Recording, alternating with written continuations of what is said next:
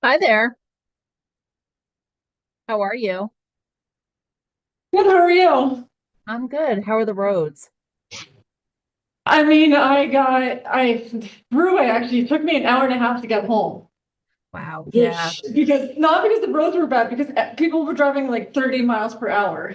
And in like the left lane, so like, I think they were too nervous about merging or Yeah. moving over, so it took me an hour and a half to get home, but the roads they're okay. I don't think they're bad. I mean, yeah, some of the intersections, like on the back streets, are a little slip, but Yeah, they're out there, yeah, Ed and Mike just did City Hall parking lot. Yeah. 209, all the merging, which of course, right? Merging is always slippery, but yeah, fortunately, everyone's taking it slow, which is good. Yep, I'm gonna mute this until we're ready to go, because as you can see, we don't have Yeah, many people. Lisa, Oh, never mind. Lisa, absolutely. Yes.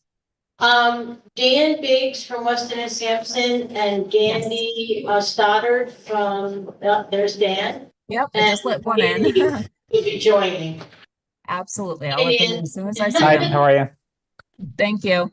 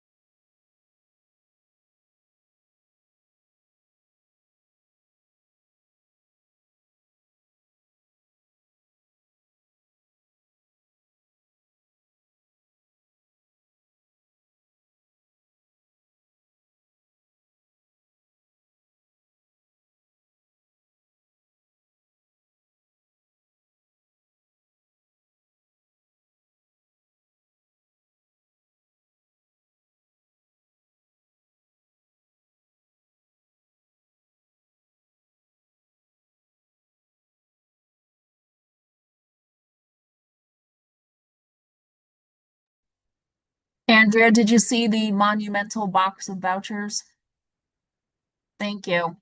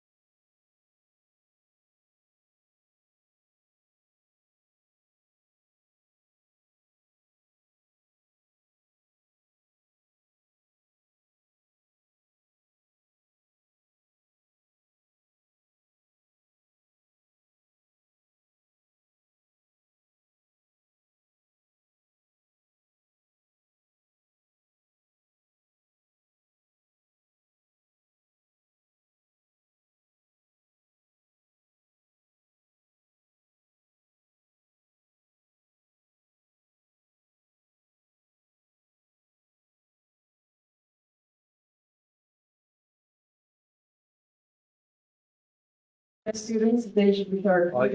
Thank you. Hi, Alyssa, are we here? You're all set. And I can explain my reasoning later. Alrighty. Be excited, Sarah.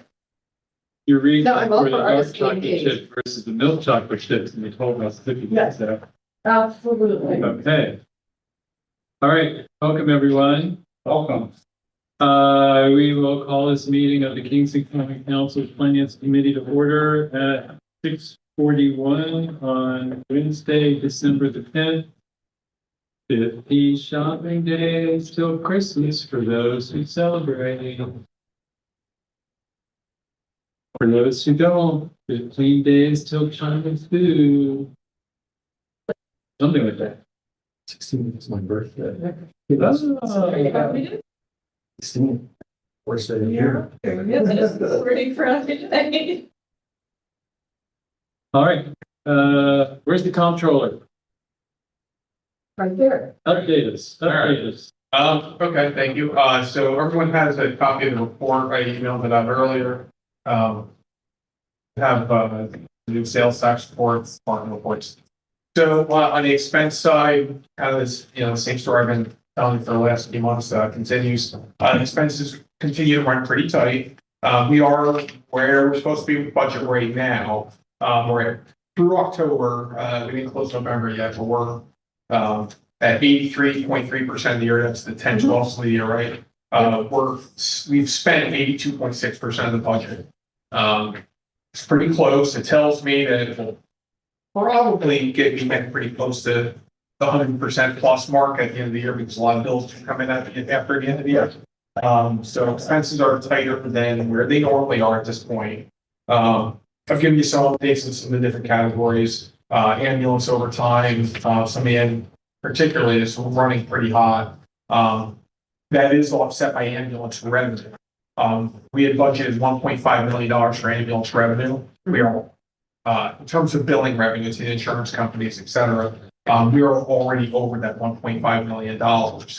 So, we have collections through the end of the year. And additionally, any collections in the first 2 months of 2026 that pertain to 2025 billings, we'll also recognize those as 2025 revenues. So, we're going to exceed 1.5 easily. We're already there. We'll probably beat that by a couple $100,000. So, the ambulance revenue is coming in well. I mentioned overtime in general is running very high for the city right now. It's primarily in public safety, fire department, ambulance, police. We've asked the department to submit budget transfers. In terms of revenue sales tax, they gave you an updated report. The last couple of payments are not say down, but not real strong. The last payment that we just received notification of is going to be down 1.77% from last year. So cumulatively, we're only 1.34% over the prior year. We are tracking to probably come pretty close to that 20.3 million that we budgeted. And said cannabis tax is doing well. Getting high? It is higher than budget. Yeah. All right. Higher than budget, no pun intended. Greater than, the last check we received was $31,000 for 1 quarter. So you can kind of get, annualize that.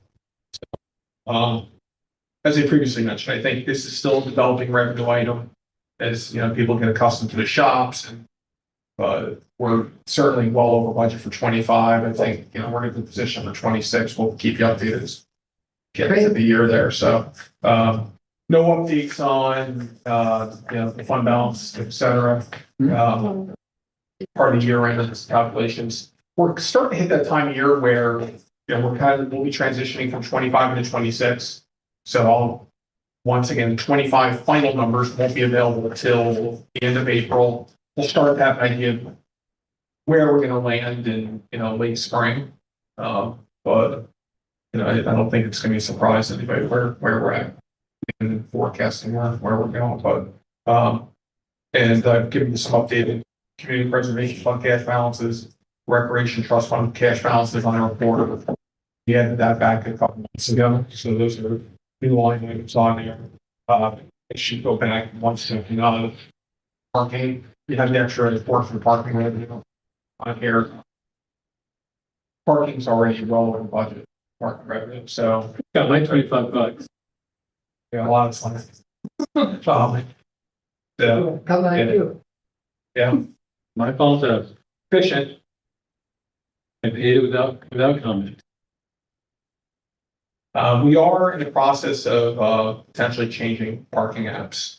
I think you'll see, I would expect in early 26, you'll see some changes there that we're working on. You doing the one Albany is the passport? That's one of the companies we're talking to. We haven't finalized any contracts. I don't want to comment too much, but. I mean, I just, Yeah, I know. a it's proposal great. from them. Yeah, Yeah. well, and just to further that, that's a company we already do business with. Uh, So we used to do business with a company called Complus, who provided us the back office software for the parking, right? So, and handheld devices. So those, all of our parking ticketing was on that Complus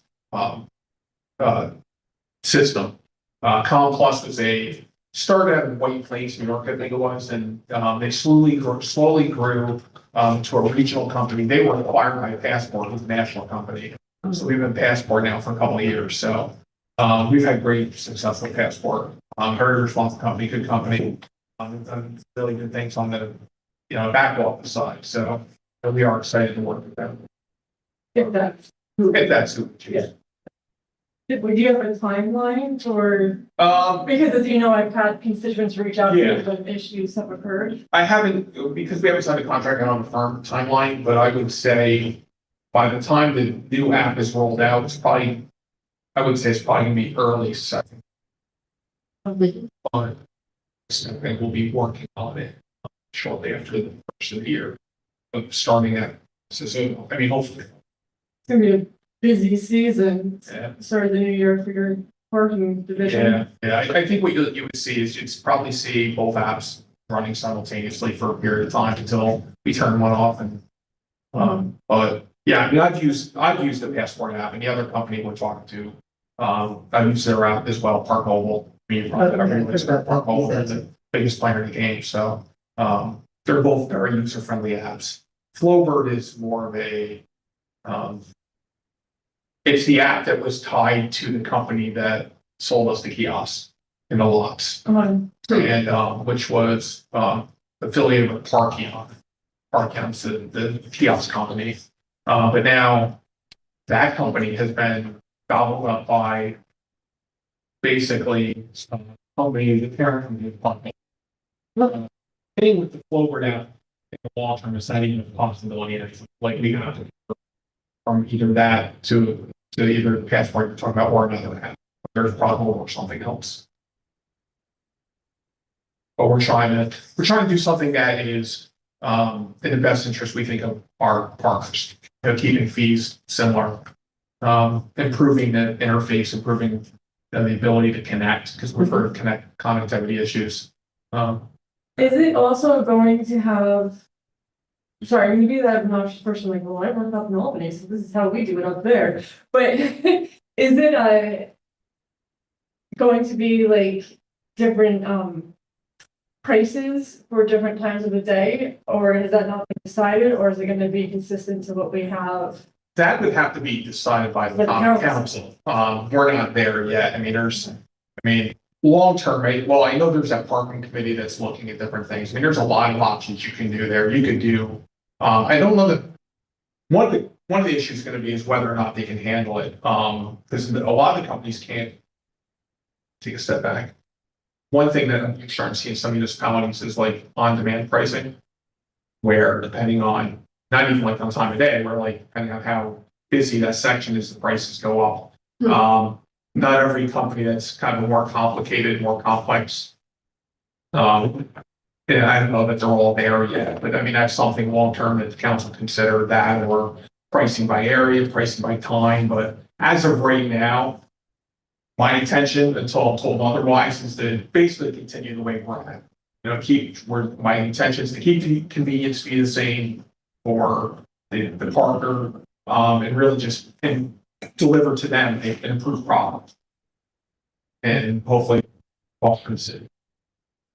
Sounds good. And then, but there's always options of what's available. Long term, if we want to do something like that. Yeah, I mean, I get frustrated when I'm like, oh, this spot is $155 for this hour and then $4 for the second hour, but, you know, there's a reason for that. You know, so it's just. Somebody smarter than me will probably make a recommendation there. I can see the pros and cons, right? I can see the pro of, you know, it's supply and demand, but then the con is it confusing to the customers. It seemed like a, you know. Yeah. Yeah, I don't want to go too far at that, but yeah. Thanks for answering my Sure. question. Anything else for John? Yeah, I was curious why, building and vehicle maintenance are such low expenditures this year. Building and vehicle maintenance? Building maintenance, 57% expended, vehicle maintenance, 51% expended. Is that we have a lot of new vehicles or? That's certainly, I think, on the vehicle maintenance side, I can just take. That is.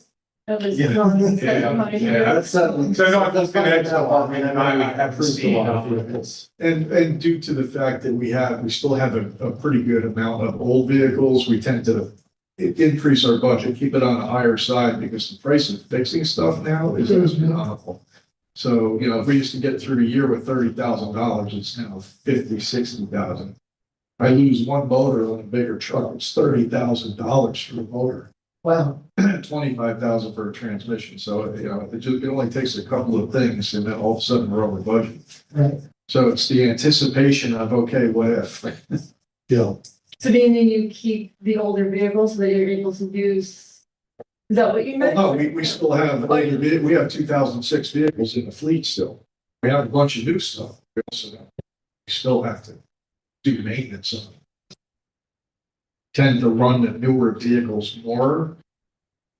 You know, they're more efficient and don't break as much. Right. So, but we also have the older ones that the thing that goes wrong is everything you do, you touch it, it's $1,000. Right. But we're just impressed that, or not being impressed is the wrong word. But it's curious why it's actually lower than I thought it would be. That's lucky, right? Because otherwise you're budgeting high in the event that things happen. Yeah, that's great. And I can take a step peek here, voice they want. Yeah, right. Yeah, we got more snow coming. There you go. It's not that area. Yeah, so like, right now, it's like vehicle maintenance. I mean, the big hitters of vehicle maintenance is generally police, fire, and DPW. With the larger budgets coming in at police they've almost utilized their entire $80,000 budget for vehicle maintenance. Fires utilize most of theirs. And it looks like most of the savings is on DPW side right now. You usually say that. And what about building maintenance? Is the, Yeah.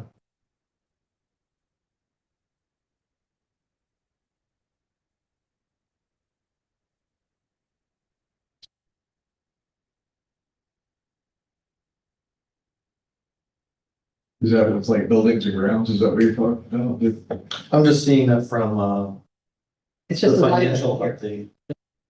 Yeah, I just want to give you the departments where we're seeing it. One of the big hitters normally that is, City Hall. Figured that, you know. So just real quick on that. Just looking at the larger budget items.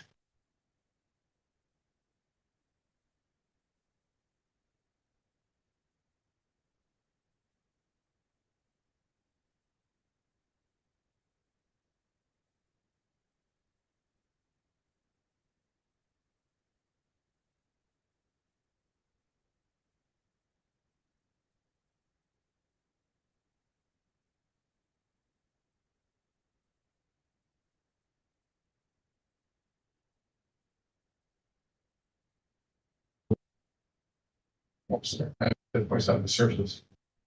Yeah, so right now, City Hall, and some of this is gonna depend on the time we win the invoices or anything, so like, I'll tell you that, you know, this is where we're at, but you know, we can hit, you know, you get like $20,000 invoice in that. saps up a lot of the savings, but as of right now, City Hall has the largest building maintenance budget. We have a almost $75,000 budget. We've only spent 41,000 in City Hall.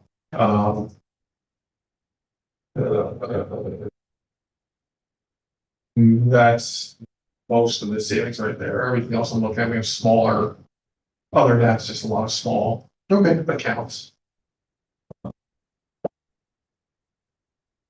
Yeah, the next largest would be the fire department. They've spent a good chunk of their budget. As is Parks and Rec. And just one last question, contracted services is at 27.3% expended? Yeah, so that one there, it's really hard to. So that is what's based on the modified budget, right? So you have the original budget and you have budget modifications, then you have the modified budget. Some of that gets skewed because when some of the departments will submit a budget transfer. So in that case, I believe you have budget transfers for some grants that they haven't fully spent yet. I see. Another way to look at that, I can give you the numbers based upon what the original budget was. To give you another look at that, that's going to be much tighter when I look at it that way. So,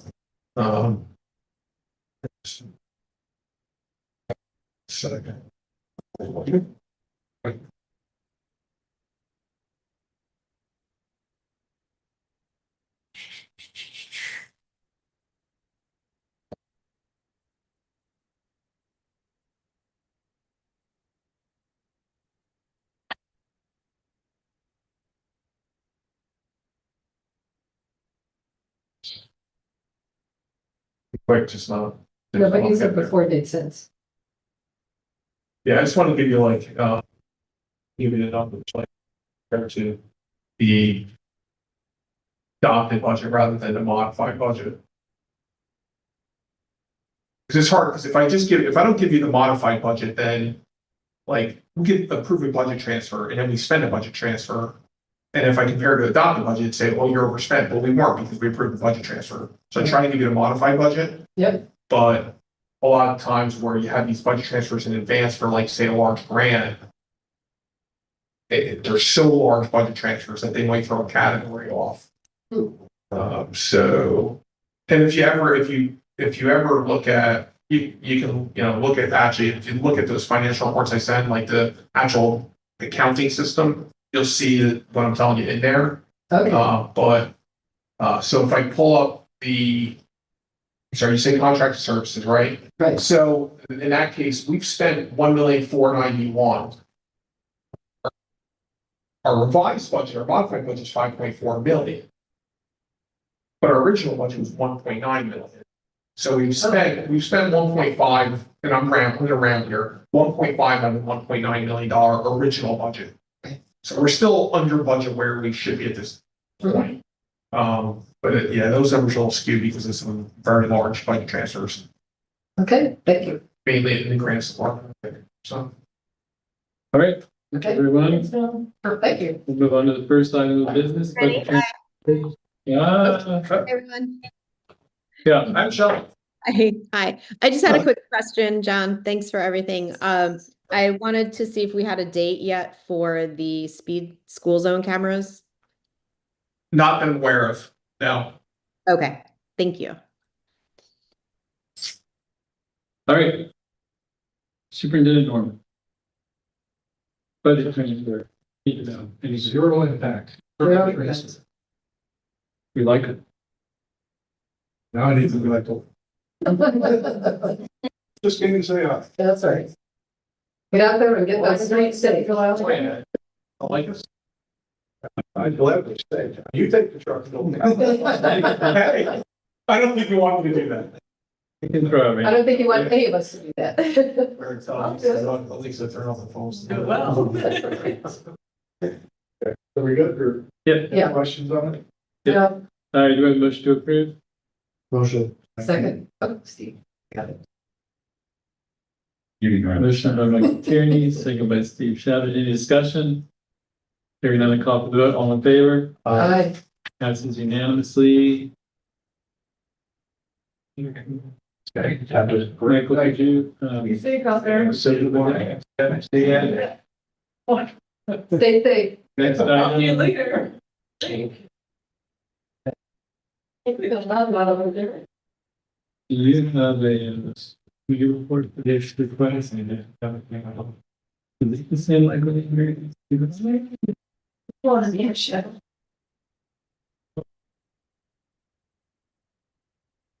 You want This goes with it. Yours? Well, I think we'll just, yeah. and you'll figure that out. Right. I guess we need to have that. So we'll move on to item number 4. Sue, and just at the table. Yeah.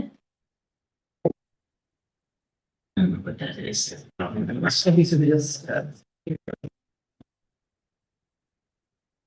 Hi. We got some guests, it looks like. I do.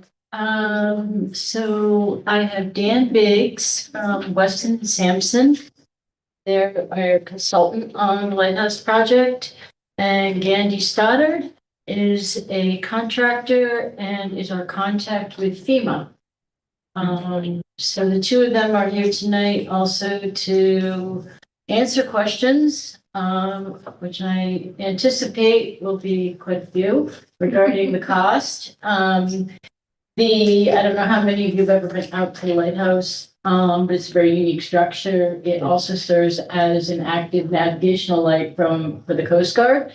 It was during the 2012 Superstorm Sandy. There was a lot of damage done, and the Central Hudson rolled our electric line back and completely pulled it out. Since then, we've been working to try and get the electric restored out there. I was not originally on the project. I only came into this maybe 5 years ago.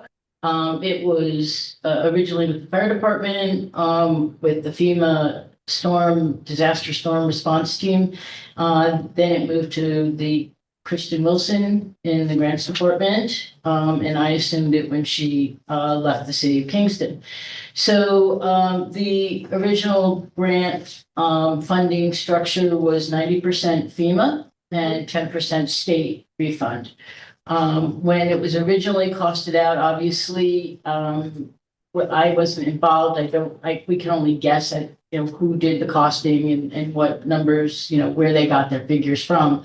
But in 2019, we came back and we had the project budget at 401,000, something around that. And then I came back again in, I want to say, let's see, 2020, forget the date, it was 2022.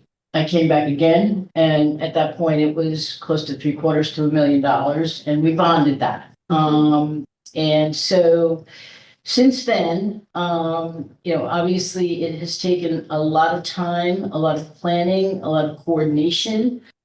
We have worked with the Army Corps of Engineers and gotten permitting. We have worked with the New York State DEC to get permitting as well.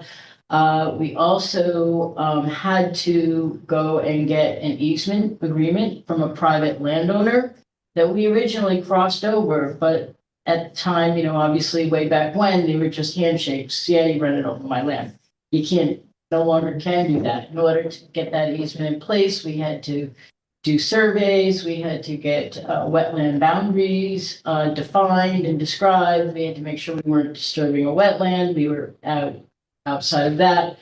The negotiation took a lot more time than we anticipated to secure that easement. We finally secured that easement. We thought we reached a milestone.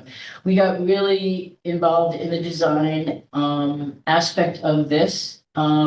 And also had to look at the current codes. Obviously, the codes have changed since that original, since it was originally installed and since the storm hit. So that in and of itself and the cable cost is really, that's the astronomical cost. Mhm. The marine cable cannot be, it has to be one continuous run. It cannot be spliced in the middle.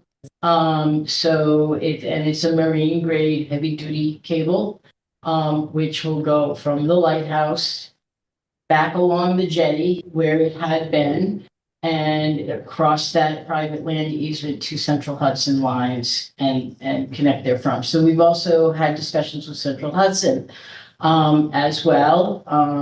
We have been working with John Schulteis and the city engineer. He's gone out and inspected with our city DPW staff, walked along the jetty and looked at the condition of the piers to make sure that they're still suitable to attach this cable to, and they are, which was really good news for us. And we've worked with our building safety division as well. We have, I know since this letter was written, this was one cost estimate. We had a third party do a cost estimate for us. Dan from Weston and Sampson had that done. I sent the memo to Rennie and to Andrea the other day regarding that. The cost has gone up based on that third party cost estimate. There's a lot of moving parts going on right now. So I do want to make you aware, we have put this project out to bid because we are limited in terms of the time period that we can do construction. Where it's a seasonally based type of thing. It's going to require, not only is the material expensive, but we need a barge to do this work. And it's kind of a specialized, really specialized service. So the new cost is over 9 million. We are hoping, we don't know what the bids are going to come back at. We advertised it obviously locally. I don't know where that will get us, but we also put it in New York State Contract Reporter. It is on BidNet. We went through the New York State WNBE listings and we have sent out to identified minority and women-owned businesses. Dan has done some research and he has come up with a list of firms that specialize in marine construction. And we've sent it to them. So we're hoping that, when the bids come in January, we're going to see a number that may be a little bit in that $6 to $7 million area. I don't know what's going to happen. But we are really trying to get all our ducks in a row. FEMA has granted us extensions. Every year we've been applying for these extensions. Right now, our extension is through March of 26. I know you had questions about alternative energy sources. Dan, do you want to speak to the other energy, the solar, and we looked at solar, geothermal as well, so. Yep. Happy to. Good evening, everyone. So as Sue mentioned in our process of coordinating permits, Army Corps of Engineers has been one of the entities we were coordinating with. And I'm sure if y'all realize that the jetty actually is owned and supposedly maintained by the Army Corps of Engineers. So during our permitting process, we had to apply for a Section 408 permit to utilize the jetty. In that permitting process, one of our steps is to look at alternatives to provide power to the lighthouse itself. One of those main alternatives, one was different routing and alternative energy sources from battery storage and also for solar was one that we looked at. In parallel to that, working with DC, Army Corps, and SHPO, since it is a nationally registered structure, we coordinate with everyone. Looking through all the alternatives, solar was looked in a couple different ways.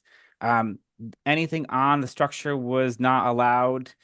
Also, there's the gangway, basically where you walk up the stairway to the structure, would not have been permitted And then also the lands or the submerged lands around the lighthouse are all mostly wetlands or navigable waters. So those lands also could not be used from a solar array due to shading, due to impacts to the wetlands. So that basically struck solar as an energy source for lighthouse during that process. To note that the older operations of lighthouse previously was power through electricity, and also fuel was barged out into 3 tanks in the basement, which were compromised during Sandy. So moving forward, the approach is to not have fuel in the basement and to slowly rely on electricity to power the hot water heater, boiler, and any of the electrical demands within the structure itself. So removing the fuel was one solution for future resiliency, and then relying on electricity. And that's partially leading to what the cable is that Sue's mentioning, of a significant cost, because it is 2,300 linear feet along the jetty, out that whole pretty long distance, and a very specialized marine cable that really can only have splicing at the ends to enable the use and also be resilient from submerged conditions during high tide, which is very frequent occurrence. So some of, obviously without power out there, there has not been any heat. And, with the year after year, the interior structure is degrading significantly. The plaster it is particularly been degrading over time. We obviously can't do any repair or restoration on any of that until we get some kind of maintained, internal temperature on a year-round basis. And so, that's one aspect. We are working with the Maritime Museum. We have an MOU with them that is a 3-year MOU we renew. We've renewed it a couple of times. They are an excellent partner. They run a lot of programming out there. They do a lot of tours. They provide the docents. They do some basic repairs every now and then for us.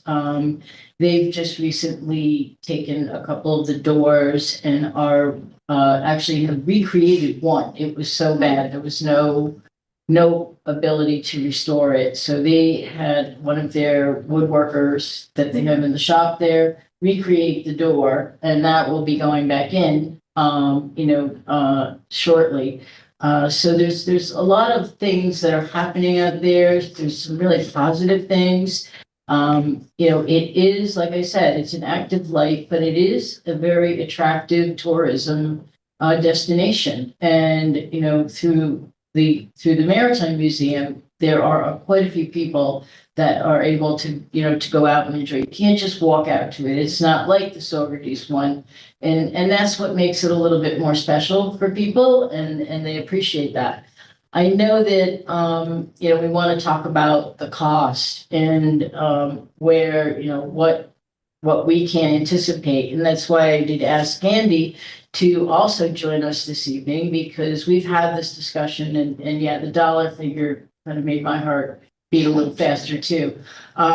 So I don't know, Gandhi, do you want to speak to the position that you feel FEMA and the state would be in for the increased funding? Certainly. Thank you all for having me. Happy holidays, everybody. Christmas is coming quickly. FEMA is aware of that, so they're ready to dole out some money. I don't know if that's true or not, but the reality of it is that the FEMA program is a scope-driven program. And Dan and Susan and I have talked about this. The scope of work, if we have 2,900 feet of wire that was estimated to cost $2,900 12 years ago, and we go and re-estimate that wiring for current day pricing, and it's $2 million, as long as it's still 2,900 feet of wire, FEMA doesn't care. They care about the scope of work. And unless we manipulate that, FEMA will entertain cost increases. And I know we're looking at a big one here. And when I saw the numbers, I don't really look at that, and neither does FEMA. They're going to be looking at the scope of work, what's driving the cost increase. They're going to validate estimates. In other words, whatever Dan presents as an estimate for wiring, FEMA will go out with their engineers and they will cost this out themselves and make sure that they are able to validate the amount of money that we're asking for. And as long as we're within 10 to 15% of that value, FEMA deems it eligible and they will pay that increased cost. The other thing that FEMA entertains is the code enforcement. If code dictates that we do something, and I think it's important, I want to stop for a minute. It's code that was in place at the time of Sandy. When Sandy hit, whatever code was in place then is applicable here. If we had a code that came up in 2015 or 16, FEMA doesn't necessarily look at that code. However, the city of Kingston will have to. You have to be compliant. FEMA has to be compliant up until Sandy hit the city of Kingston. Okay?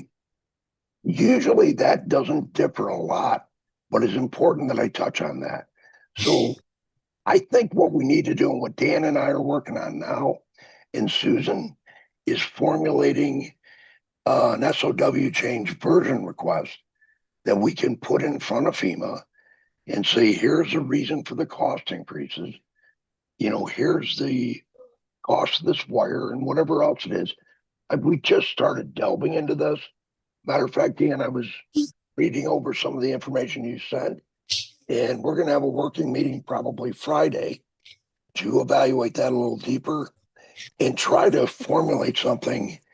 And I think it's important that everybody know I don't work for FEMA. I work for the state of New York. I represent you, the city of Kingston, with FEMA to assist you in retrieving the maximum amount of funding that is available to you. So I'm an advocate for the city of Kingston with FEMA. I work very closely with them, but I don't work for them. But I will tell you that once we have this version request written and we've identified the areas that we feel FEMA will pay without a lot of pushback, I'm sure Susan will, present this back to you, keeping in mind that this is a 90-10 cost share. So 90% is the maximum amount of money that FEMA will pay. If we present $9 million, they're only going to pay 90% of that. The other 10%, they call that a state share. It was funded by CBDG money, but I think that's been exhausted. But you'd have to look into that with your state rep from Albany to see what kind of funding trail you have to retrieve that. But currently, I can only really speak to that 90%. And Dan and Susan and I will work to come up with a version request that brings the costs up to date. I just want to thank you, Dandy.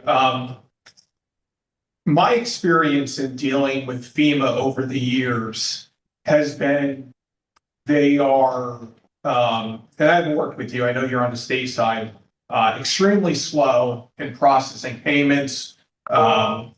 We have receivables for treatment plant project that date back years and for hundreds of thousands of dollars. So, if John Schulteis was here, he could probably sing his song on what he's been through. Because I know the staff from my office has worked with John Schulteis and this one particular project trying to recoup funds. It's laborious, it is time consuming, and certainly the delays are there, and there's questions whether or not we'll get everything that we had hoped to get. I would just inform the council that, if we do move forward, even if the expectation is that we'll be fully funded, there probably will be borrowings for cash flow until these monies come in, to the extent that they come in, because it's a lot of money we're talking about. Obviously, this project, this isn't the type of project where we have the cash to advance and wait for the FEMA money to come in. At some point, we would probably have to do a short-term cash flow borrowing. But yeah, in my experience, FEMA is very slow pay. Andrew? I guess I'd like to take the opportunity to speak to that briefly. You're right. At the initial 4085 Hurricane Sandy hit, we had a total of 5,700 project worksheets over the entire disaster, and that was only in New York. That was to say nothing of New Jersey. So I believe their number was like 38.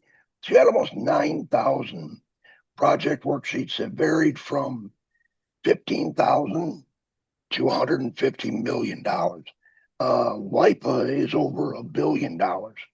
So FEMA was slow. There's no doubt about it. But there was a lot of work on the table then. Now we're down to less than 500 project worksheets that are not closed in this disaster. Obviously, we don't have the personnel that we had then, but things are happening a little quicker. And the other point I want to speak to is there are two different areas here. There's FEMA and the state of New York. Once FEMA approves a PW, they send the money to the state of New York and it goes into a coffer, non-interest bearing account, and it sits there. The city of Kingston can submit progress payment to the state of New York. FEMA has nothing to do with that. This is entirely a state-driven program. If you spend $300,000 in the month of January and you submit the first week in February to retrieve that funding, the state pays you that out of that coffer. The money's already been committed. As a matter of fact, the money that is obligated to this PW is sitting in a coffer in New York State. The other key point I want to touch on is that everybody, FEMA, the state of New York, and honestly, all the applicants really want to end this thing. We want to put 4085 to sleep, me included. Even though I'll work myself right out of a job, it's important that we put an end to it. We're 500 PWs away from doing that, and this is one of them.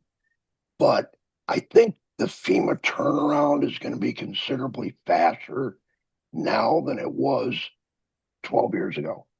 Is there any chance? I'm sorry, Gandy. Is there any chance with all what's happening at the federal level, if we get approval for this approved project amount, the larger project, do you see any issue potentially with anything getting clawed back at all? Well, I know there was a lot of talk about one applicant in the city that had some funds clawed back. Generally, that's not a problem. And I know the political climate, it really is something I have no idea. I can't speak to it because I've never seen it before. But traditionally, when a project is obligated, those funds go to the state of New York. The state of New York is responsible as the applicant. Technically, the state of New York is the applicant. You're a sub-applicant.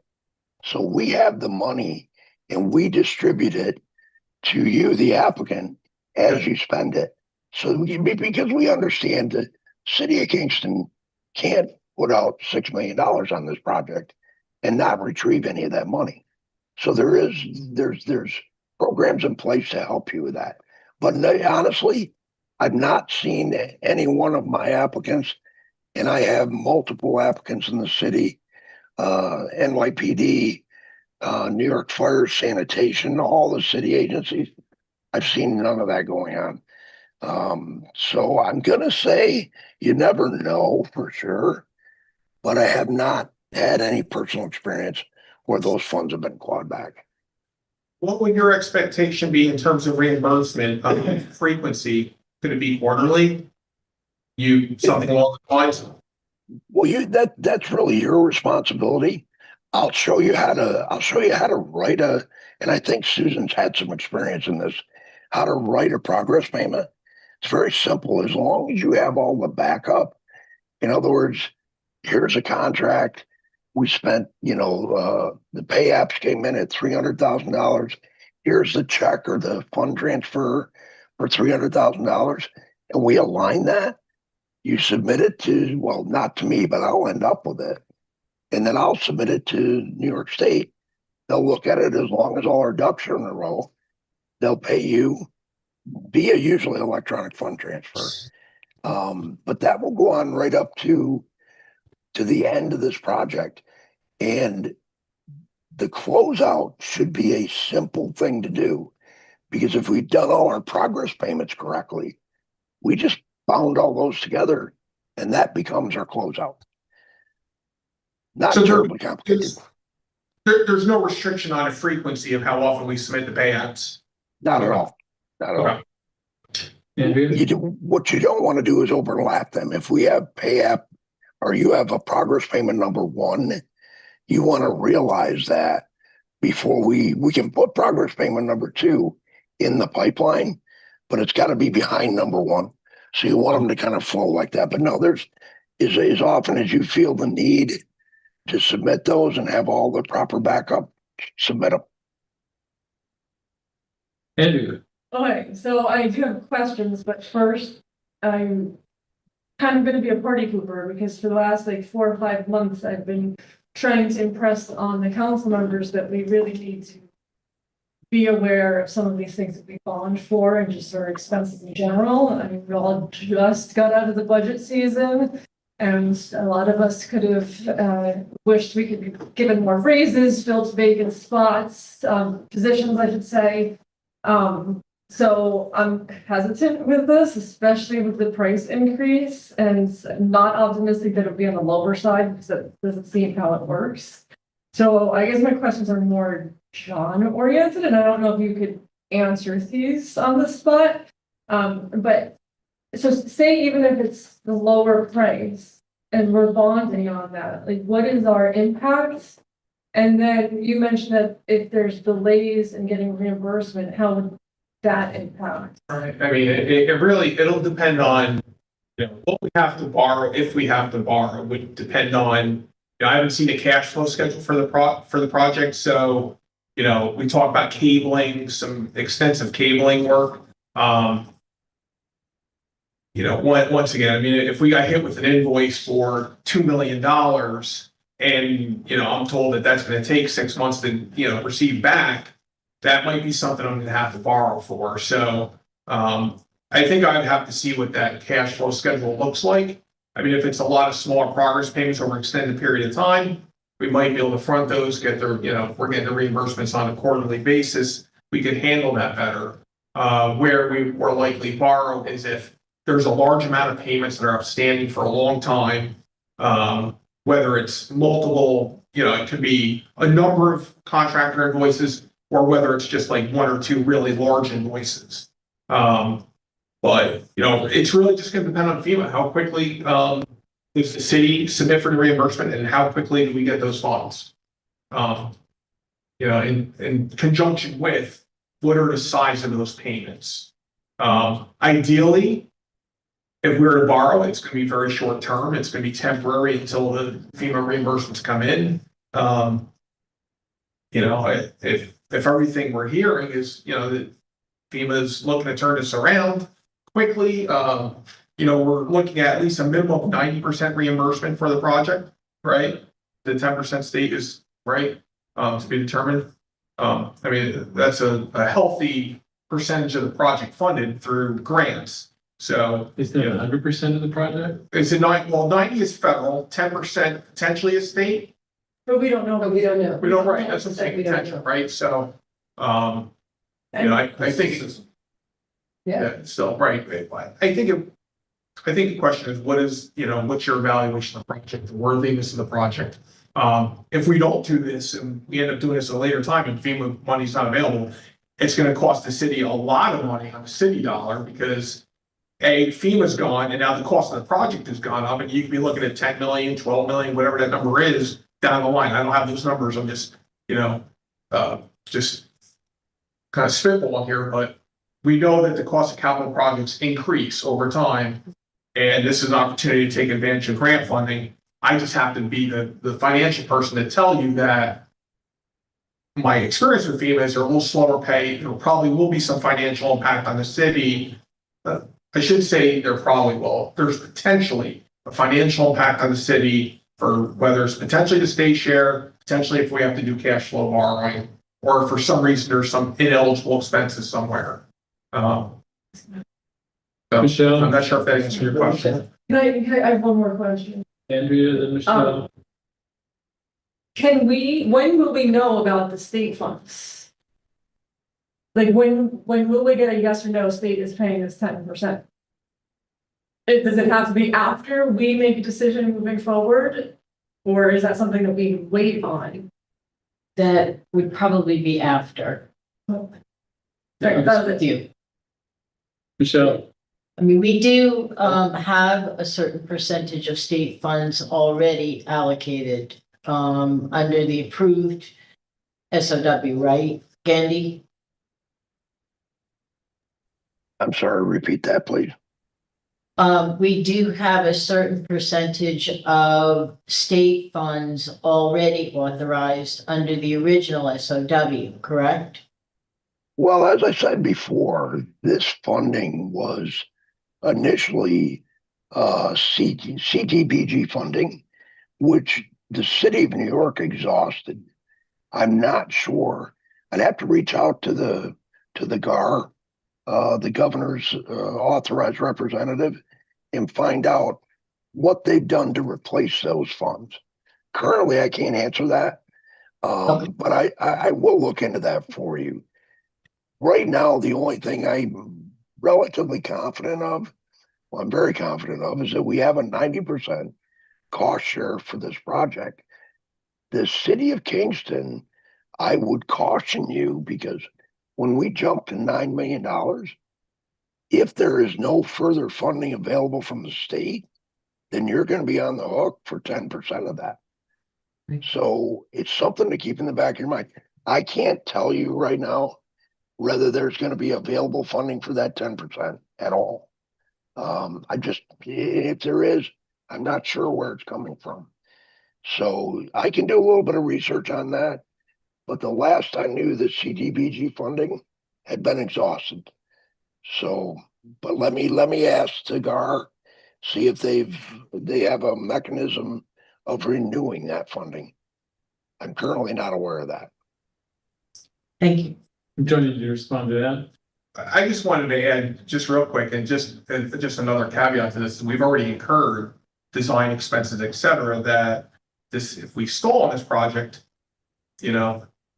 that's potentially, I don't know if that could be that design work would be utilized at some point in the future, but it could be That's true. expenses that are potentially wasted. But And we've already paid those bills.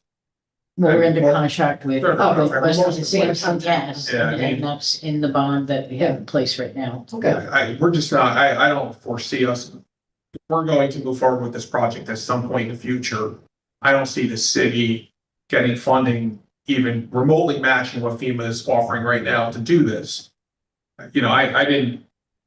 My speech wasn't to scare you on this. It's just to inform you that there's probably some short-term borrowing involved, and potentially there for cash flow, et cetera. But and that FEMA has historically been a little slow to pay. Gandhi spoke to that and countered what I said, but thank you, Michelle. Yeah. Go ahead, I'm sorry. Thank you, Gandhi. Thank you, Dan. So I understand then you have to write an SOW change order and go back to FEMA and confirm that they will then cover this increase of the scope, the price of the scope. When will we have an answer on that? Well, again, a lot of this depends on how efficient we are in getting this done. As I said, I've already started working with Dan and Susan to formulate this. Once we formulate that, I'll write a recommendation memo to the GAR. The GAR will look at that, either agree or disagree, and they've never disagreed with me yet. So I don't think they will. And they'll make a recommendation to FEMA, and FEMA will then write that version or formulate it and validate the cost. That will be the longest leg of the journey. I suspect that we could be dealing with 4 or 5 months of FEMA putting this together. But we can expedite this by doing a good job. If we produce a product that doesn't have a lot of loose ends, for example, no lump sums. FEMA can't validate lump sums. They don't want to see a lump sum. So let's not give them any. We don't give them any lump sums. We give them quantifiable items. We give them hopefully an RS means estimate, which is what FEMA prefers. And they have a validation form that they plug all these numbers into. And if we're within 10 to 15% of that number, then they deem that as valid, the cost estimate is valid. Then they will formulate a version, which ultimately you will see. The city of Kingston will see this, and you'll have the opportunity to say, okay, we agree, and push that forward. That's the mechanism that FEMA uses to, for lack of another word, approve this money. Then the money is sent to the state, and it becomes our job, yours and mine, to pull that money out of the state via progress payment. But yeah, I mean, we've got a little bit of work to do, and it's going to take some months, I would guess, to get this funding in place. But once FEMA obligates it, it becomes the state's problem to administer to the city of Kingston and getting that money to. And believe me, we don't want it. We don't want it set in the coffer. We don't want to have to administer to it. So the quicker we can give it to you, the happier we're going to be. Thank you. I just had, Rennie, is it okay? I just had two more questions. Just to the alternative power sources, is there any way to do floating, like, how people are doing, there's municipalities doing like solar ponds where they're floating solar panels in the water. Is there a possibility of doing something like that on the Hudson? I'm gonna say there isn't, from the constraints we have. On the north side is all the wetlands, and there's the impact wetlands. On the south side, which is around out, is a navigable waters, and also around to the Hudson River, where basically that's where boats and barges come into the port. That wouldn't be feasible. So from our looking at it, also the area needed for a solar array, like the square footage, is too big to really handle. We actually looked at putting possibly panels on the jetty itself, but again, being a federal facility, that wasn't going to fly either. So we've kind of exhausted all options as to what could be used, and that there really aren't any feasible alternatives at this point. Okay, thank you. And then just my last question, I guess, is to Sue.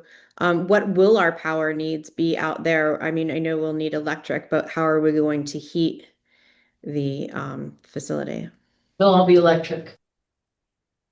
Yeah, Okay, we were doing away, it was, as Dan had said, it was oil that right. we used to have delivered by barge out there, and Feeney would do that for us. But that was an annual delivery, and then the service, obviously, we would have service done on it annually on the system. But over the winter months, we relied on the Coast Guard, basically, when they would go there, sporadically, just checking on things, because we don't have a boat, in the water, over the winter months. So are we thinking heat pumps? It's actually a electric boiler, so hydronic piping that exists now. So using electric to feed that boiler, that would be raised above the basement floor, and that's where it was compromised during the flood. Okay, thank you. Yep. Michael. So I wasn't on the council when this project got approved in 2022, but right now, how high above high tide does the lighthouse sit? Because it seems like it's pretty close, at least to the jetties. Well, the basement is below. Dan, do you Yeah. know the elevation? Yep, one sec. So I know that the elevation of the concrete plinth, which is around the perimeter of lighthouse, is at 10.2. And I believe I'm gonna Is that deep? I just want to get you the high tide that we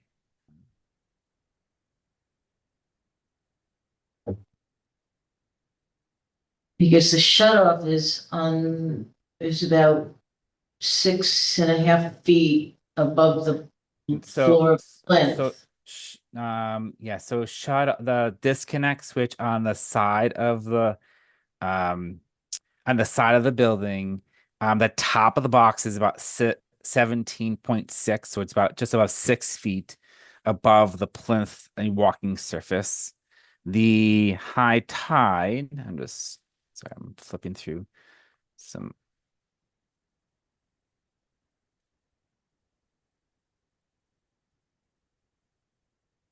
Let's see. So spring high tide is elevation 3.67.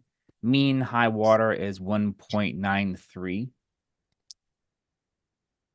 So we are above the high tide. Again, it does flood in severe events.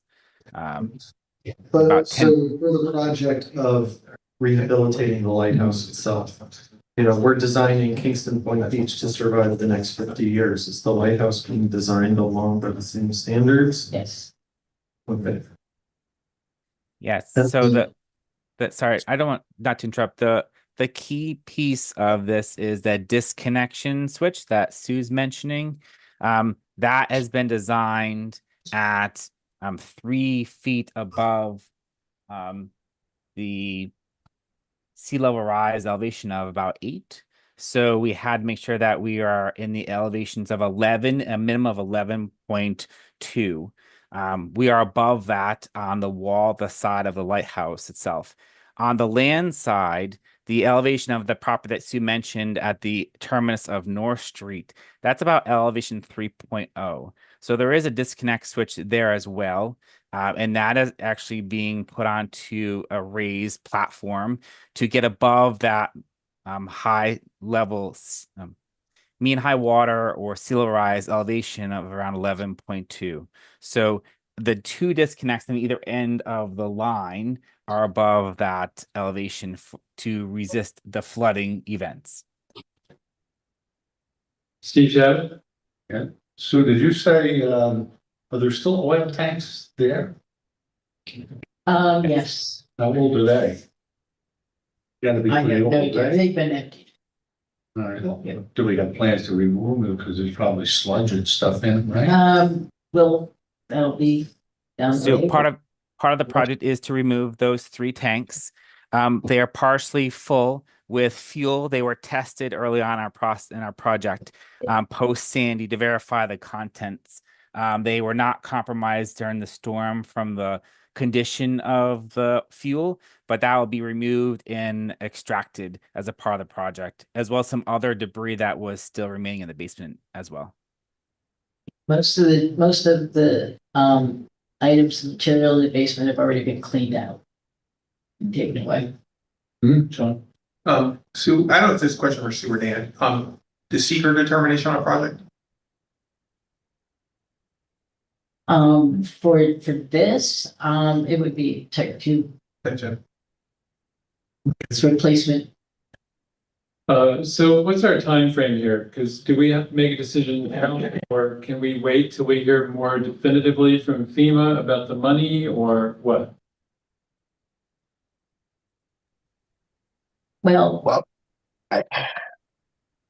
If you decide to push forward with this, obviously you're building additional costs all the time.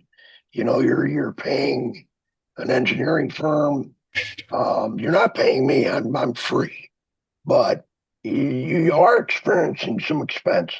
So I think it's important, not that you have to, because you could cut the tie at any time you'd like to. But I think it's important that the city of Kingston, if you're going to move forward with this project, commit to that. And we all kind of work together to get this project put together and presented to FEMA. That's really the key right now. And that's the time frame is going to be dictated really by us. We have to build the project. We have to prevent or present a version to FEMA. And it has to be something that we don't have a lot of holes in. As I mentioned before, there's certain things that FEMA looks for. We're going to try and address those all on the front end. I've talked to Dan a little bit about that. And as I said, we're going to have a working meeting this week and try to put together that version request. But I think personally, I can only tell you how I feel about this. And I feel that there is a considerable amount of money available to you through this FEMA program. And if you don't do it, and I'm sorry, I don't know your name, but you had mentioned if you don't do it and decide to do it 10 years later or 5 years later, you're gonna bear all that expense. So this is certainly an opportunity to take advantage of the FEMA funding, and I'll help you do that, but I won't push you to it. I mean, you do what's good for the city of Kingston. Andrea, then John, then Michael. I mean, I hear that. I always have problems hearing that though, because it makes it seem like, well, council, you have to get this done, otherwise, you know, you have no choice. And I never like that. But what my first point was going to be is I would really prefer this to come back next month. Because we're gonna have 4 new council members, we're gonna have a new finance committee, we vote on this tonight, we have 2 options, we can put it on next week's, but then the project is still going to be the next council's project. You know, there will be more things coming down the road, I just think we have the opportunity, if it's not, like, needs to be done right now. People could sit with this cost for a little bit, give us another month, maybe we could find out a little bit more with FEMA. But you know, they will give us more if it is $9 million. I just don't want to feel rushed into doing something just because now is the best time to do it, which may be true, but I just never like that argument. And because of the switch in the council, I would really like to have the next council be the ones that are really considering this. John and Michael. Danny, I just wanted to just to ask a question on your last statement about putting the best package together for FEMA. I think what I'm hearing from you is that, would you say that the city passing a bond ordinance which would provide the funding for this project, that's part of that what you would consider the best foot forward for the city and obtaining the FEMA funding? I.e., if we were to go back to FEMA without having some authorization on this project, that would weaken our chances of getting the money potentially? Is that what I'm hearing? No, I don't think so. I think what we're going to do, and I believe we're going to do, is proceed with a version request. Okay. We're going to author that, and we're going to present that to FEMA as quickly as we can. And it's going to be a solid presentation. We'll give that to FEMA. We will press them to get either obligated or find it ineligible as quickly as they can. Because the mechanism that is used to give the city of Kingston authorization is an obligated PW. And what that means is FEMA says, okay, we're going to give you 90% of this funding. We're going to give it to the state, but there are conditions. There are conditions for environmental historical preservation that you have to abide by. And I'm sure you all know that. This is a historical site. So there are some other provisions. Those are all listed in there. And we're all aware of what they are. Dan's aware of what they are. And we know how to adhere to that. What FEMA says is, as long as we do that, we'll give you 90% of these funds. What we need to do is make sure, I'm going to talk with Dan about this, that this additional cost, we have to make sure it falls into one of the categories that is FEMA palatable, that is something that they're going to bite on. As far as how this project's funded, I think that once we get an obligated PW from FEMA, you're going to be funding this through the PPR process. You know, you're going to have to come up with some upfront money to get the project moving, but we're going to give that right back to you. You know, it's going to turn over. That process is quick. You know, getting this approved is not, but getting the money turned back over to the city of Kingston is a quick process. So the council not acting on a bond ordinance tonight is not going to slow this down. We're going to still continue to press in FEMA, get our documents in front of them to get the approved for the higher amount. Right. The time to really evaluate this from your position, I believe, is once we have some feedback from FEMA that says, okay, here's what we're buying into. This is what we're going to fund.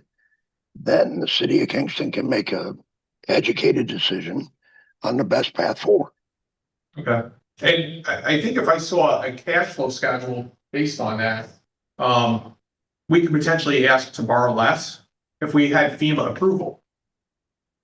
Like if we do what our maximum cash flow might be at any point in time, we may not have to issue a bond ordinance for the 9.9. I think too, what would be a good test case is that the project that John is working on right now down on the in Gallo Park.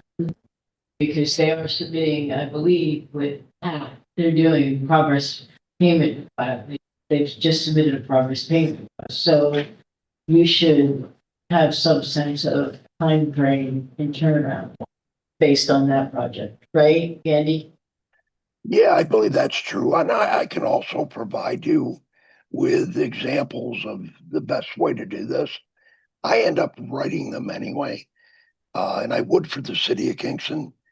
You're one of the smaller applicants, but I would actually formulate them. And I'm pretty familiar with what DHSES what they want to see in a package. But the better job we do, the quicker the money gets turned around.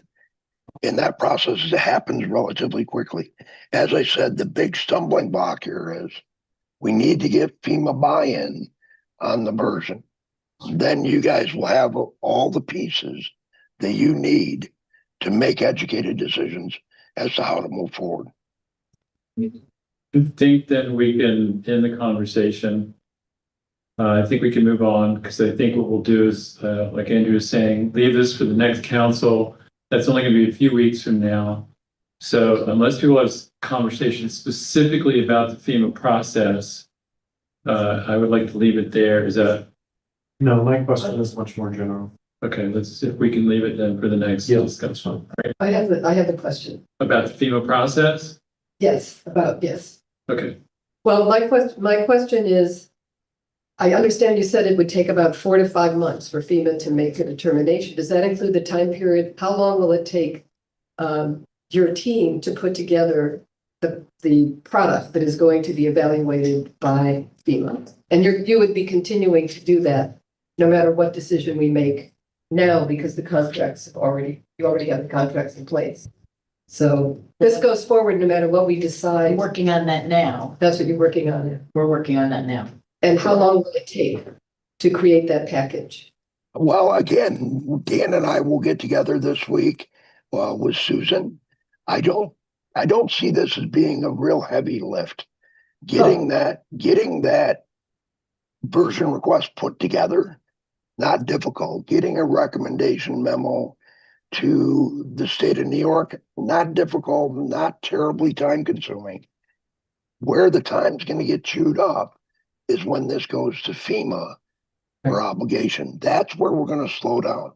I would guess in 6 to 8 weeks that we can have Dan and Suzanne and I will have all that done, and I'll have it packaged and off to DHSES to get a GAR letter. And then it goes to FEMA. And all I can do, quite honestly, is push them and say, hey, look, these guys they have budgetary restraints that they need to meet. It'd be helpful to get this done. And again, I'll reiterate, the better we present this and, we present a complete program, they're gonna look at it and hopefully approve it relatively quickly. But FEMA doesn't do anything fast, as you all know. But it's faster now than it was. Thank you. All right. Well, thank you for being here. Thank you for informing us, letting us get smarter. We appreciate it. Thank you Okay, for the folks. invitation. Thanks, Dan. Thanks, Candy. Well, happy holidays, everybody. And if you need anything or have questions, certainly funnel them through Susan, and I'd be glad to help any way I can. Thank you, sir. Okay, All Thank right. you. Thanks, Sue. Thank you. thank you. Thanks for shining a light on this. Oh, my. Yeah, of course. Of course, there's a fun. All right, Right. this is jumping back just temporarily to the previous issue. Authorize re-levy of unpaid water and sewer charges Good night. onto the city's 2026 property tax bills. Total to be re-levied is $869,883.99. Do we have a motion to approve? Second. Motion by Steve Shadow, second by Michael Tierney. Any discussion?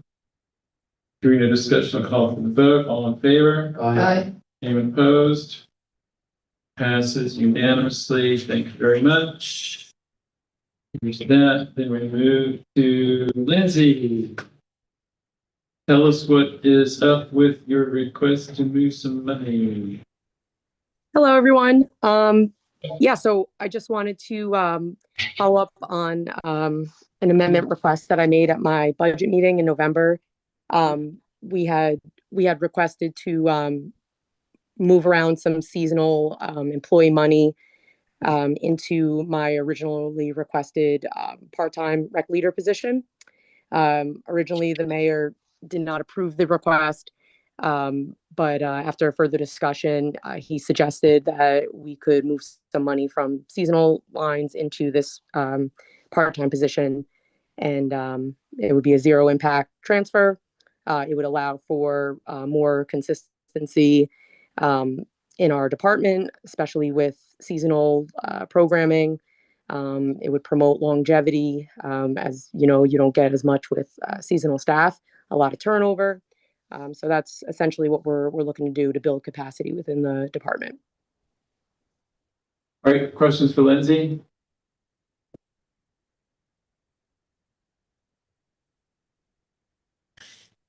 Are there any questions?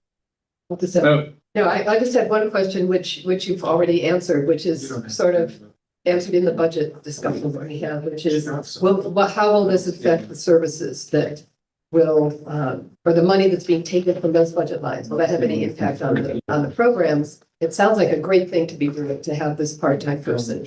So I support that question. Thank you. Yeah, I mean, it definitely, from my end, I don't see any negative impacts. I only see positive, because this person will be able to fulfill the responsibilities that many of our seasonal positions do, and then more. So there's more responsibility there, and we can get more done. Thanks. Sounds great. Thank you. There was one, I'll print it out. There was one. It didn't make it package, but there is one. I will print it. Is there one for the next item also? Let's see. I can run that upstairs. I could run down. Your office? I can see it all there. I'm gonna print it to City Hall printer. This is like a new laptop. I don't have my office printer. I'm gonna look at it. What's the next one? The leases. Mm-hmm.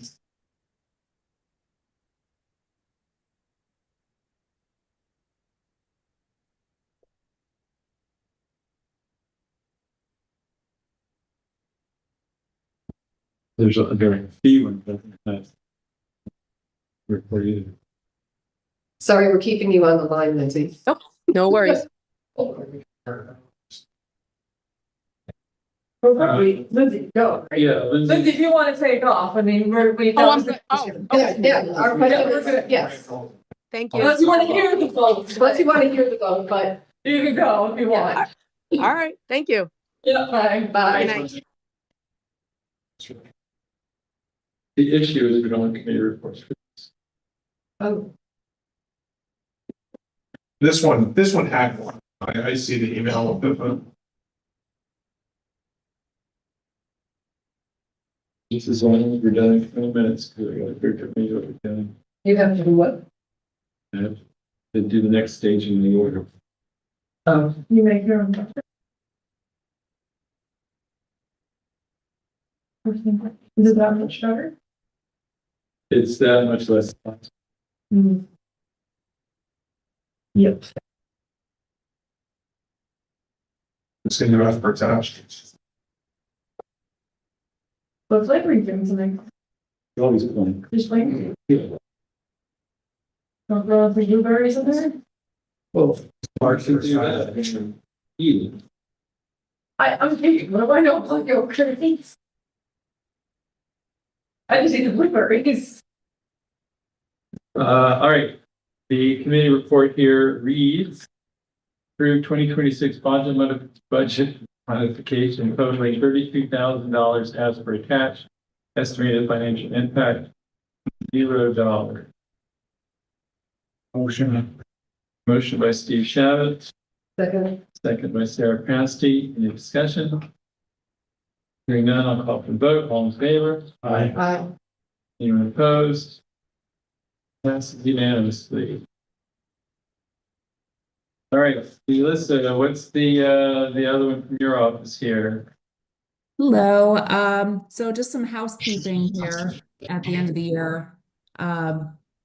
There is some money coming from contingency, $44,928.11.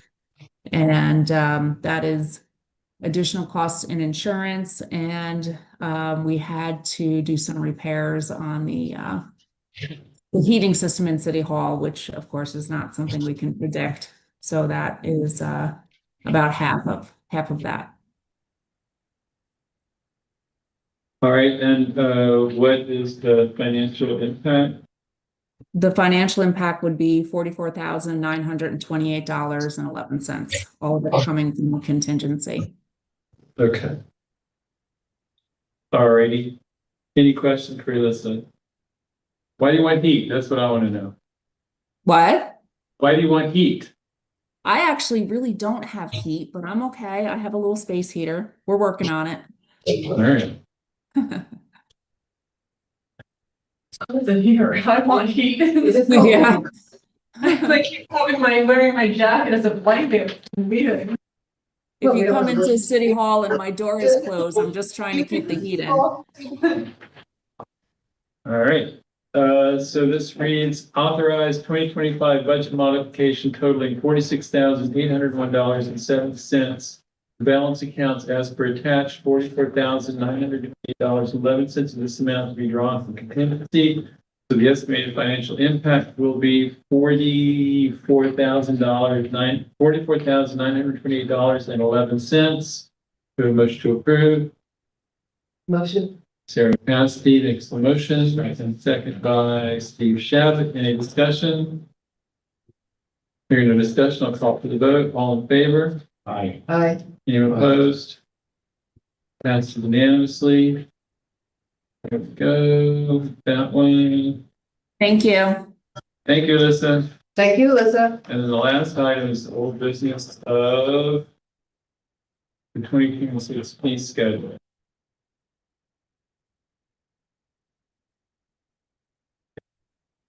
Any comment on this, or rather, we don't have anybody who's.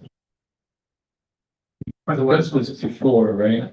We did. Yeah. There were a couple of questions that, about the tents. Yeah, we had a question about the tents, and then there has been a discussion, this is just from my notes, a discussion about maybe doubling the fee for late parking tickets. I'm sorry, can you say late parking tickets? Yeah, yeah. or for non-payment, sorry, non-payment. I think that was just a question that came up. Can we consider doubling the parking fee for non-payment? It came up in our discussion, that and the question about the checks were the two things that we had looking through. Yeah, I couldn't be here at the last finance meeting, personal reasons. So when you say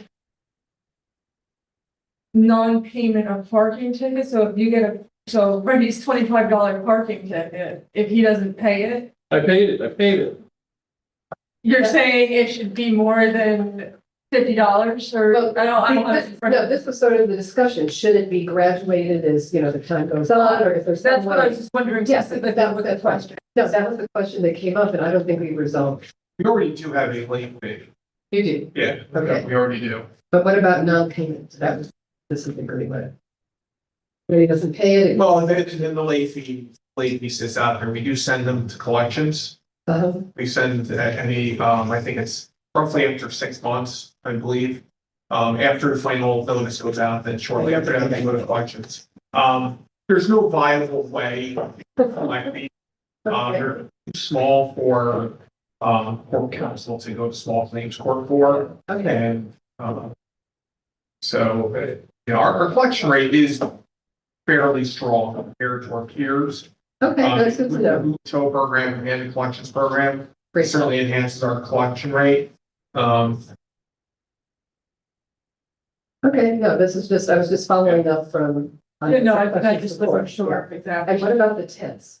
I think there was. Yeah, Question I about- can't really comment about it. I did forward the question to Steve Knox. Yes. Yes, I- Michael. So in the fee, there is tents over 400 square feet. And then there are tents or an aggregate of tents exceeding 800 square feet. 800 square feet of tents is not that many tents. That's more than what the farmer's market has. And according to the discussion that we had, that would need to happen at each instance. Correct. So every farmer's market, the farmer's market has to pay $125 every Saturday, have the building inspector there. They're considered tents. Yeah, the pop-ups count. The pop-ups are tents. Oh, And the question has to do with fire safety, because sometimes people are cooking, and so it's like basically you don't want the tents to blow away. So there's that kind of that kind of safety element, and then you also, the people are cooking, they want to make sure that there's no chance of fire or any danger to the public, really what they're looking at. So one of the questions that came up was, could there be an annual fee, or if there's a weekly event that goes on throughout the season, is there some way that they could pay? Instead of at every instance, could they pay one fee for the summer? right, because it's the same Or tents that submit they're your street using. plan. Right, or submit a street plan and so they pay one fee. And have an exam once. Or it could even just be spot examined, to make sure that they're doing what they say they're going to, but not to have the fee happen every single week. So that was a question that was going to be run by building safety, and I don't know. I didn't know that this was a question to ask. So nobody, Michelle?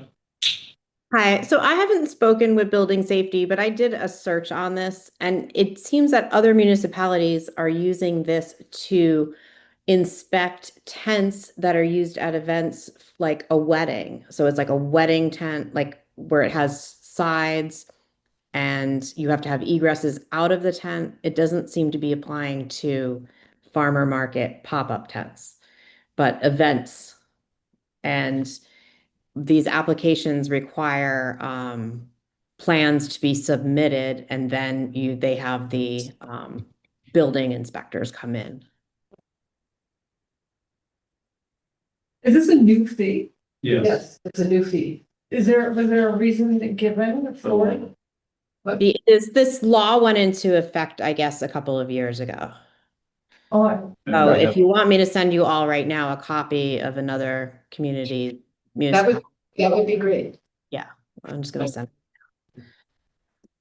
And so basically this was for enclosed tents as opposed to open air sort of tents, Correct. which makes sense. But, so, and that was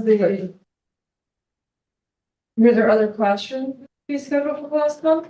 those were the two primary ones. I think mostly just sort of looked and it seemed. So we could pass this, because we could change the fee schedule at any Anytime, point. So that's I could even bring this back next month and we can have this conversation after talking with Steve. No, right. And clarifying with the law. We could just. But- You can always amend. Close. But yeah, I don't think it's a good idea to hold off on. No, I don't think so either. I was just wondering if there were any Can more. we take it out and then put it back in? I doubt people are really putting that many sense between. Or what if we just insert the word enclosed?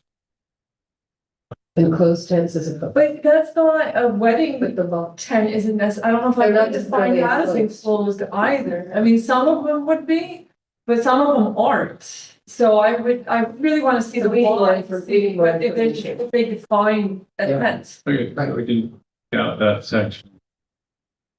Yeah, I sent the email to everyone. Okay, thank you. I don't have my computer, but I'll. Oh.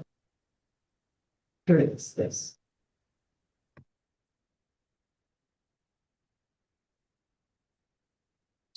Definition.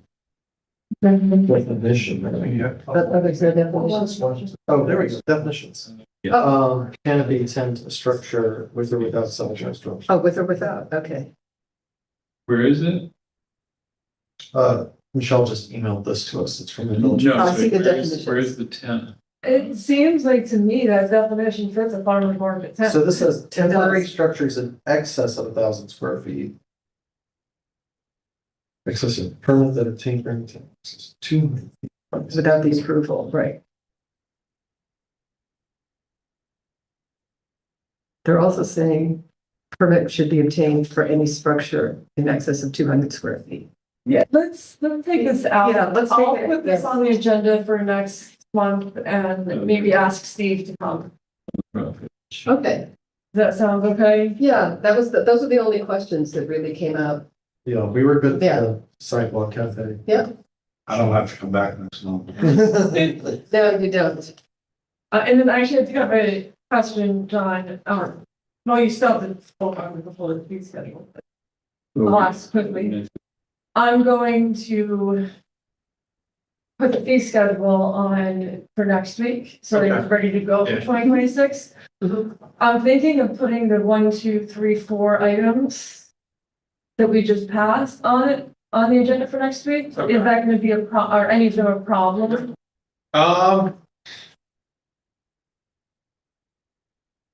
But they're also. I don't know that I would Yeah. pass the. Budget amendment? Yeah. Oh, I'm Okay, all right, so I'm gonna put the other 3, just because then it's easier for the new council members. they don't have to deal with something they don't know about. That's Yeah, right. we never get that luxury with topics, so let's use it. And I think Steve really wants to vote one last time on a budget transfer. They can't hold me back. So Elisa, are you still there? Yes. We're gonna put item 2, the budget transfer from DPW, the water department tax levy, and the budget transfer from your office on next week's agenda, as well as the fee schedule. So I'm sorry. So DPW, water department, my office and fee schedule, correct? Yes. So And that's I'll make for, a note of it too, so we just check each other. I'm sorry, say that again? I said, I'm making a note of it too, so we'll just be able to Okay. check each other. Great, thank you. Thank you. All right, do we have a motion to remove the 2 lines regarding tents Motion. in the second? Second, And all in favor? Aye. aye. Anyone opposed? Then this reads, approve the 2026 City of Kingston fee schedule as amended. Parentheses, removal of 2 items from tents on page 1. Estimated financial impact of $0. Do we have a motion? Motion. Motion by Michael Tierney, second by Steve Shabbat. Any discussion? No discussion, I'll call for the vote. All in favor? Aye. Aye. Anyone opposed? Passes unanimously. Can you keep those 2 pages together, please? Andrea, I would just like to take a moment Because this is the, I know I'll have a big speech. I know Gilbert is waiting, but just to thank Yeah, 3 minutes. you, who's like they've been on the finance committee his whole tenure. think I have. And Rennie, who graciously stepped in this position when I was looking for somebody, even though he had to serve dual roles as majority leader in finance. He's never complained and. Oh, I did ever? Not to me, not to me at least. Why? And so I just wanted to thank you guys for all the work that you've done for making this council run smoother and the finance committee and all the late nights, budget nights we've shared over the years and, Oh, and, I'll miss. memories that no one else can share. Yeah. I'll miss having you guys at the stable. Thank you for that. Yeah, thank you. miss me. But not enough to come back. Been great work with you. Well, we will miss you too. Yes. We'll miss both of you. Thank you, Don. We appreciate how smooth you made things throughout the years, and I count the campaign to keep you here as one of my best moves. Thank you. All right, do we have a motion to adjourn? All right, we're done. Wait a minute, Melissa. Suze, I wanted to make a motion about this box. What is this? Can't afford a new box for these. I think that's personality now. Look at that. Oh, Other than council member.